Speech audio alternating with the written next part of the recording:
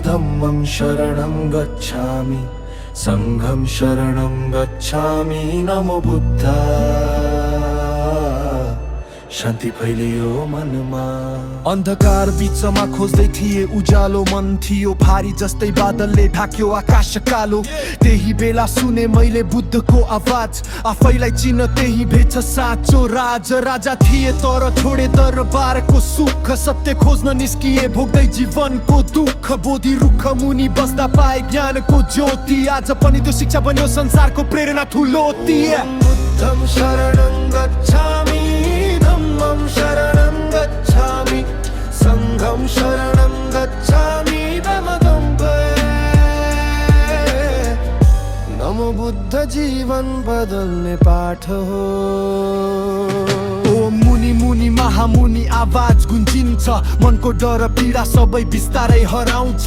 नकारात्मक सोच हट्छ, शक्ति भित्र जाग्छ, आत्मा शान्त हुन्छ जब ध्यानमा मन लाग्छ। यो होइन केवल शब्द, यो हो ऊर्जा भित्रको, जनको ढोका खोल्ने शक्ति आत्मा भित्रको। जब जीवन लाग्छ भारी थकित हुन्छ आत्मा, बुद्धको नाम लिँदा मिल्छ नयाँ एउटा बाधा।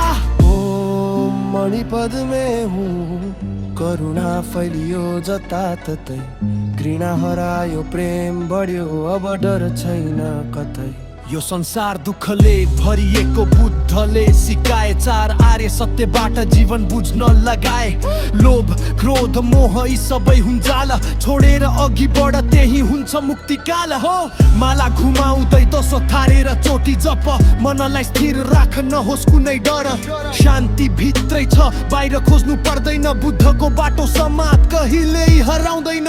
बुद्धं शरणं गच्छामि धम्मं शरणं गच्छामि संघं शरणं गच्छामि नमो बुद्ध शान्ति नै साँचो शक्ति हो।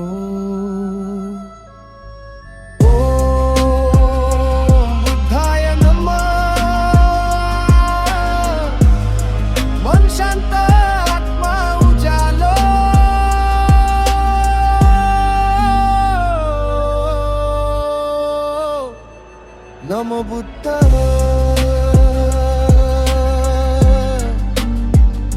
नमो बुद्ध।